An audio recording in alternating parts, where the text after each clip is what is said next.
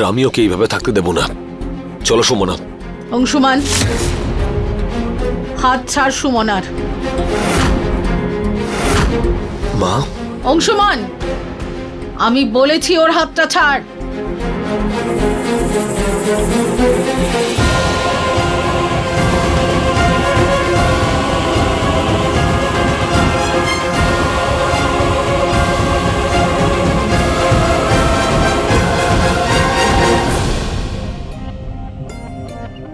মা, তুমি জানো ওকে সাপে ছোবল মারতো, ও মারা যেতে পারতো, কিন্তু ওর কোনো রকম জ্ঞান ছিল না। তাহলে মরে যেতে দিতিস, বাঁচালি কেন? মা, তুমি ওকে মরে যাওয়ার কথা বলছো? তুমি তো ওকে এই বাড়িতে মেয়ে করে নিয়ে এসেছিলে। তোমার চোখের মনি ছিল, তোমার আদর্শ বৌমা ছিল, তোমাদের সবার প্রিয় ছিল। তাহলে হঠাৎ করে ও আজকে অপ্রিয় কি করে হয়ে গেল? আমার মনে হচ্ছিল নন্দনের প্রাণে থাকেও, নন্দনের সব কিছুতেও, আর ওর প্রাণ নন্দনের মধ্যে। তাহলে যার প্রাণ বেরিয়ে যায় তারপরও সে এভাবে বেঁচে থাকে কি করে? তোমার মনে হচ্ছে ও বেঁচে আছে? ও শুধু নিঃশ্বাস নিচ্ছে মা। ওর পক্ষ নিয়ে অনেক কথা বলেছিস তুই।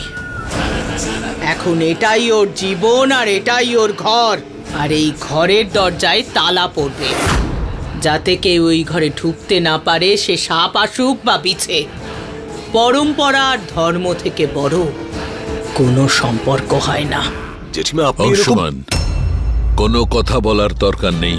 সুমনা নন্দনের বিধবা স্ত্রী, আর ওর সঙ্গে কি করা হবে আর কি হবে না তার দায়িত্ব বড় বৌমার। আর সুমনার ব্যাপারে আমাদের মধ্যে কেউ কিচ্ছু বলবে না। আর আমার এই কথাটা সকলের জন্য। দাদু, কিন্তু কেউ না মানে কেউ যাবে না। আর বড় বৌমা, দরজায় তালা লাগাবার কোনো দরকার নেই। আমরা সুমনাকে খুব ভালো করে চিনি, আর এটাও জানি যে সুমনা লক্ষণ রেখা পার করবে না।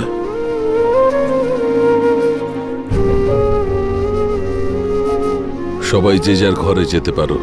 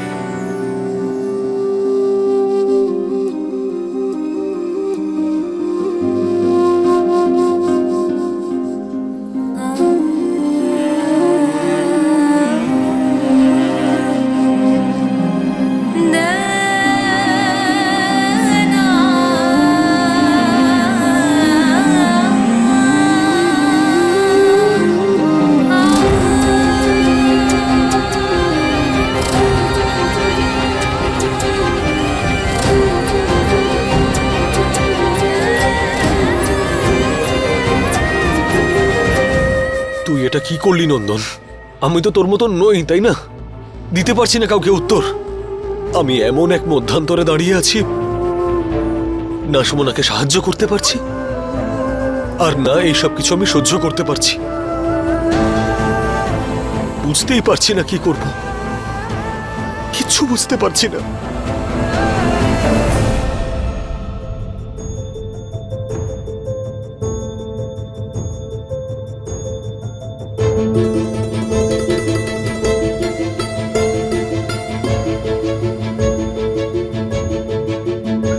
তানিয়া, হঠাৎ তুমি এই সময় এখানে?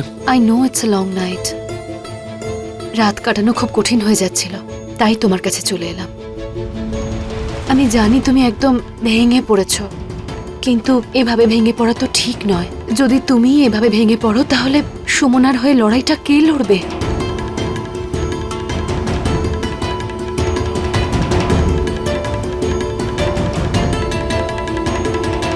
তাহলে আমি কি করব বলো? কি করা উচিত আমার?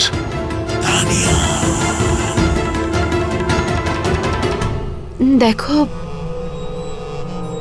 সুমনার কাছে তোমার বারবার যাওয়াটা ঠিক দেখায় না।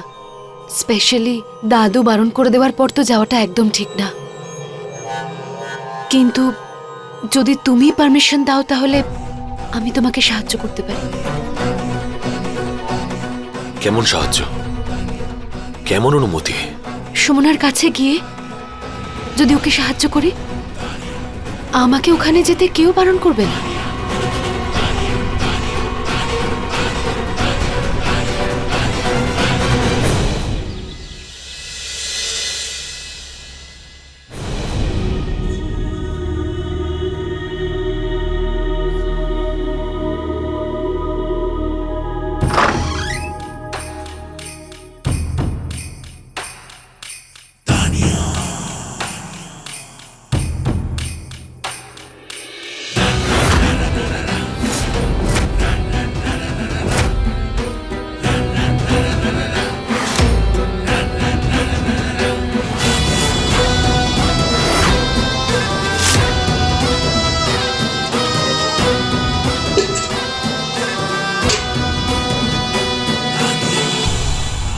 সুমনা, সুমনা,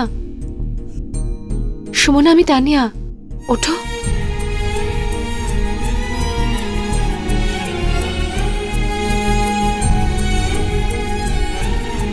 তুমি আমাকে তোমার বন্ধু বলেছিলে না? এবার সময় হয়েছে সেটা প্রমাণ করার। এবার তোমাকে সেই সব করতে হবে যা আমি বলবো। চলো, চটপট নিজের মুখটা ধুয়ে ফেলো, ফ্রেশন আপ হয়ে যাও। সুরভিমা বলেছেন কিছু পাঠ করতে হবে, ওই গরুর পুরাণ, ওটা করতে হবে। আর নন্দনের অস্থি বিসর্জন করতে হবে।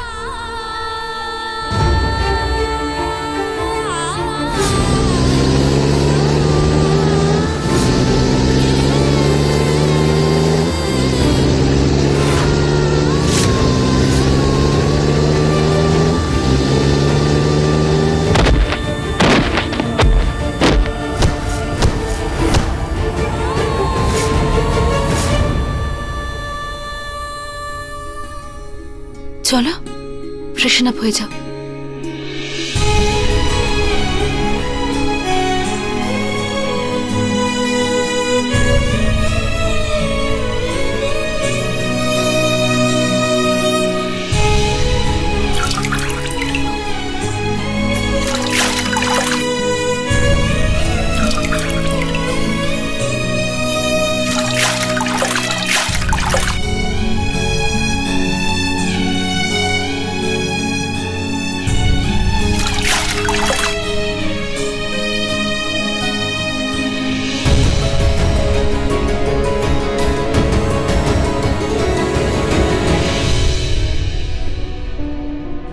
ঠাকুরমশাই, আজ থেকে গরুর পুরাণ কথা শুরু করতে হবে। কর্তাবাবু যিনি মুখাগ্নি করেছেন আর মৃত ব্যক্তির বিধবার উপস্থিতিতেই এই পাঠ আরম্ভ করা হবে। আর পাঠ শুরু করবার পূর্বে এই অস্থি কলস বিসর্জিত করতে হবে। ঠিক আছে ঠাকুরমশাই।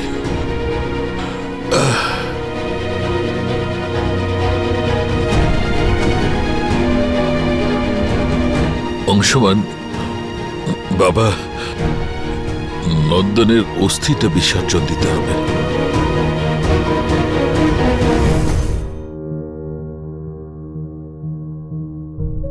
প্রথমে অস্থি বিসর্জন হবে, তারপর পাঠ করতে হবে। সুরভিদি, আপনি যদি খাবার না খান তাহলে তো অসুস্থ হয়ে যাবেন। কি করে বোঝাবো আমি আপনাকে? আপনি ওকে ওর নিজের মতন করে থাকতে দিন।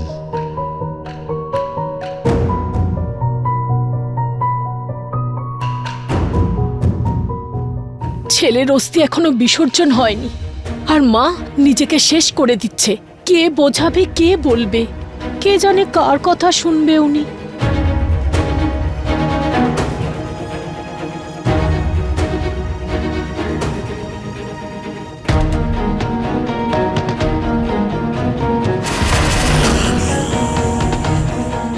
আমি গঙ্গা জল নিয়ে আসছি।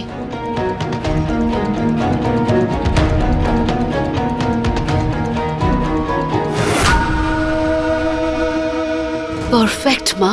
তীর একদম সঠিক জায়গায় লেগেছে। ব্যাস, আমার তীরটা লক্ষ্য ভেদ করেছে। এবার তোমার তীরটার পালা। তোমার তীর যেন ফলস না খায়। যাও, নিজের ডিউটি করো। হ্যাঁ হ্যাঁ, নিশ্চয়ই।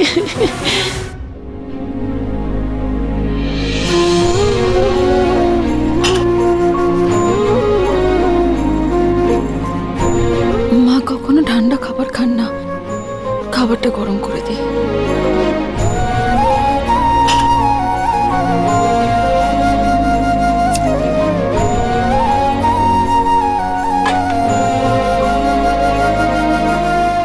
তুই নিজে গিয়ে দেখ না মনোরমা, আমি সমস্ত খাবার রেস্টুরেন্ট থেকে অর্ডার করেছি। আমি জানি যতক্ষণ না অস্থি বিসর্জন হয় ততক্ষণ আগুন জ্বলে না। কতক্ষণ সারা পরিবার না খেয়ে থাকবে? হ্যাঁ,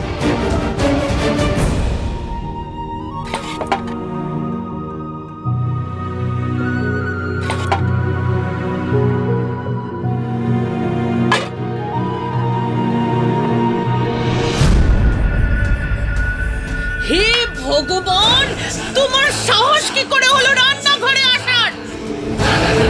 চলো।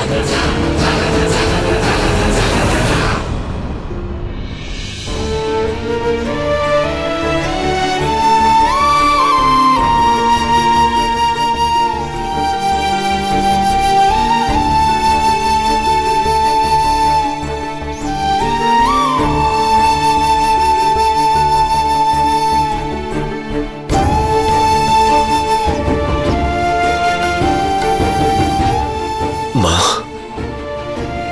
আমি নন্দনের অস্থি বিসর্জন করতে যাচ্ছি।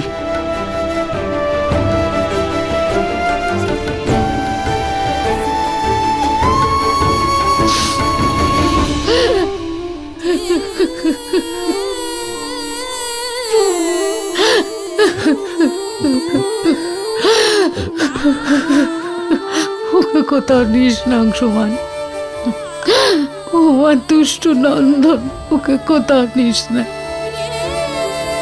আমার কাছেই রাখ ওকে। আমার নয়নের মনি ও অংশমান, ওকে কোথাও নিয়ে যাস না। সুরভি, তুমি নিজেকে একটু শান্ত করো, বোঝার চেষ্টা করো। আমাকে দাও, আমায় দাও, আমায় দাও।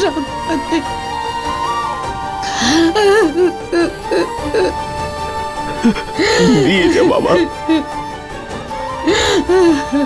এটা নিয়ে যেতে দাও, এটা নিয়ে যেতে দাও, নয়তো আমাদের আদরের ছেলে নন্দনের আত্মা মুক্তি পাবে না।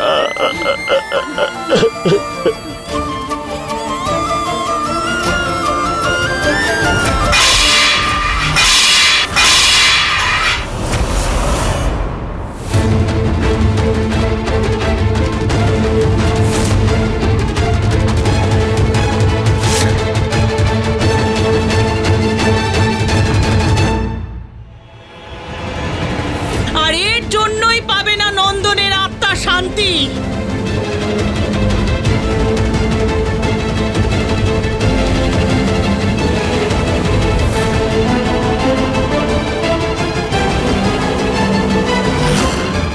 জেঠিমা, আপনি সুমনার সঙ্গে এটা কিভাবে কথা বলছেন? অংশমান, তোমার হাতে নন্দনের অস্থি কলস আছে। ক্রোধ বা কোনো ধরনের চঞ্চলতা নন্দনের আত্মার শান্তি কামনায় অন্তরায় হতে পারে। আমি জিজ্ঞেস করছি,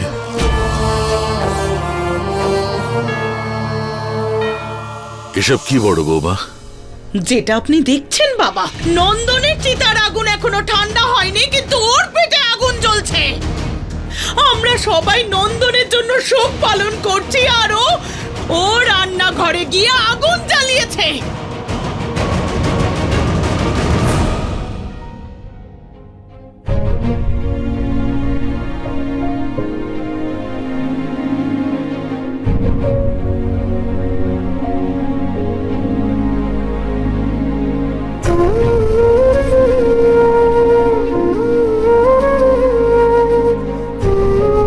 সুমনা মা, বৌঠান এসব কি বলছেন?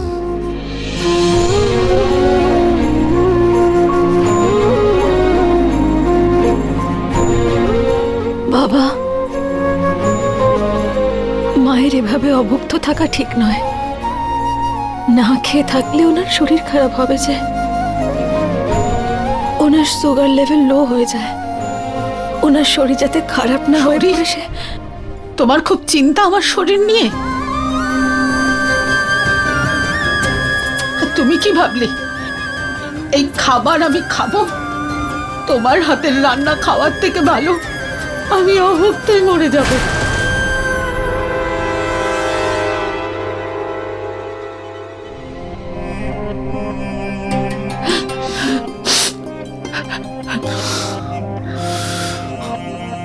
দেখতে পাচ্ছিস নন্দন, ভালো করে দেখ তোর যাওয়ার পর বাড়িটার কি অবস্থা হয়েছে। সুমনাকে কাঠগড়ায় দাঁড় করানো হচ্ছে। এখানে সবাই কিছু না কিছু হারিয়েছে। কেউ ছেলে, কেউ নিজের নাতি, কেউ ভাই, আর কেউ ভাইপো। কিন্তু সুমনা, সুমনা এই পরিবারে একমাত্র এমন মানুষ যে কিচ্ছু হারায়নি, কিচ্ছু না। জানিস কেন? কারণ তোর সাথে ওর কোনো সম্পর্কই ছিল না, না স্বামী, না প্রেমিক, না বন্ধু। কারণ যদি কোনো সম্পর্ক থাকতো তাহলে ওকে এই অবস্থায় রেখে যেতিস না তুই।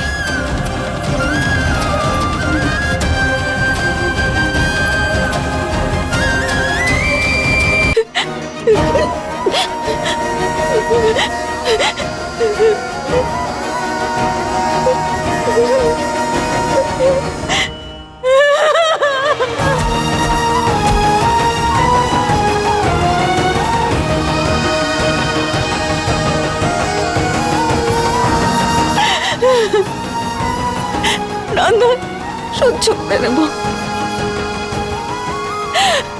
আমি সব সহ্য করে নেব। ভালোবেসেছিলাম তোমাকে, তোমার জন্য আমি সব সহ্য করে নেব নন্দন।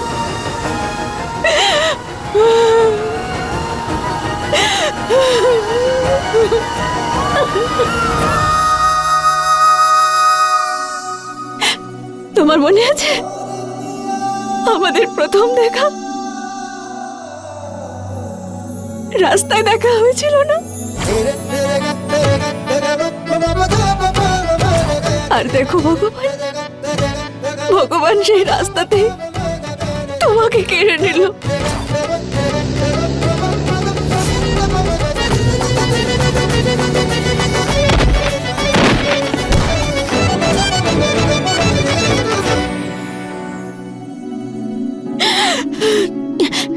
তোমার সঙ্গে কাটানো প্রত্যেকটা মুহূর্ত মনে আছে আমার, প্রত্যেকটা মোমেন্ট। তোমার সেই হাসি, আমাকে তোমার বিরক্ত করা, সব মনে আছে আমার, আর সব সময় থাকবে। এবার তুমি বলো না, কে বলবে আমাকে মিস সুলতানগঞ্জ? অদ্ভুত নাম ধরে কে ডাকবে আমার? প্রতি মুহূর্তে তোমাকেই মনে করবো আমি। কিন্তু আমার কাছে না সেই দিনগুলো সব থেকে মূল্যবান ছিল, আছে আর সব সময় থাকবে। এমন মনে হচ্ছে এক্ষুনি আসবে আর আর আমাকে গলায় জড়িয়ে ধরবে তুমি।